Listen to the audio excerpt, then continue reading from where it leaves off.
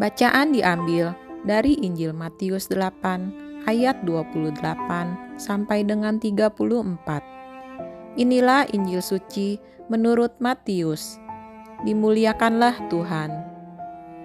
Pada suatu hari, Yesus menyeberang Danau Genesaret dan tiba di daerah orang Gadara.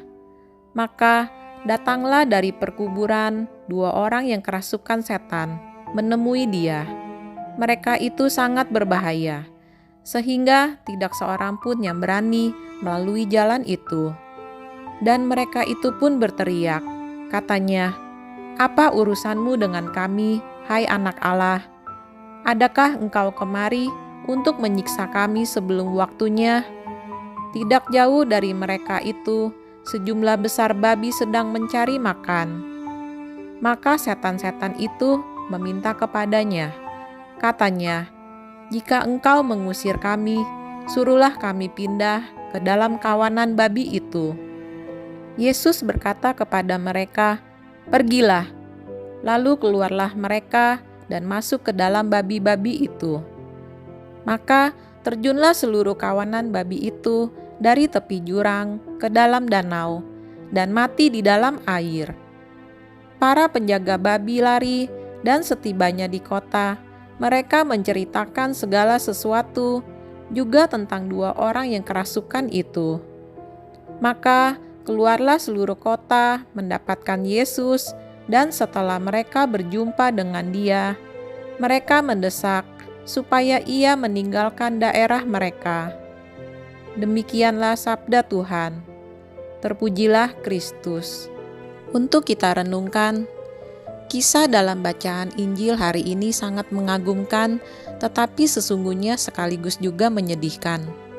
Kita kagum akan kuasa dan keagungan Yesus yang kepadanya setan pun tunduk dan taat. Namun betapa sedihnya ketika dalam kisah selanjutnya kita menemukan bahwa orang-orang keluar untuk menjumpai Yesus dan kemudian mereka mendesak supaya Ia meninggalkan daerah mereka. Sedih rasanya. Sang Penyelamat datang untuk menawarkan keselamatan, tetapi umatnya sendiri tidak mau menerima Dia. Ini bisa diterapkan dalam hal anugerah yang kita terima dari Tuhan, yaitu kebebasan. Manusia dianugerahi kebebasan yang konsekuensi terjauhkannya adalah dapat digunakan untuk berusaha menghentikan kekuasaan Tuhan yang tidak terbatas. Daya ilahi Allah yang tidak terbatas dapat ditolak, bahkan diusir oleh kebebasan yang Tuhan sendiri berikan untuk kita. Ini dimungkinkan karena Allah mengasihi kita. Sebagai Bapa, Ia begitu menghargai kebebasan kita. Ia tidak memaksakan kasih-Nya kepada segenap manusia. Ia hanya menawarkannya kepada kita. Tuhan dengan hikmat dan kebaikan-Nya yang tidak terbatas, mengatur alam semesta sambil menghormati kebebasan kita, juga ketika kebebasan ini membelakanginya dan tidak mau menerima kehendak-Nya. Ini menunjukkan betapa Tuhan mencintai kita.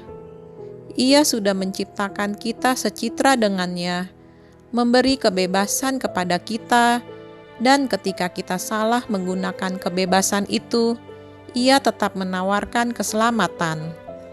Mari kita gunakan kebebasan ini untuk menerima rahmat, keselamatan dari Tuhan, bukan untuk menolak dan mengusirnya.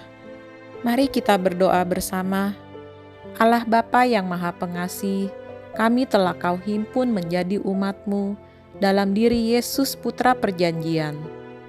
Perkenankanlah kiranya kami memandang Dia sebagai lambang kasih setia-Mu kepada kami manusia. Sebab Dialah Tuhan yang hidup dan berkuasa, yang bersama dengan Dikau dalam persekutuan Roh Kudus, Allah sepanjang segala masa. Amin. Tuhan Yesus memberkati kita semua.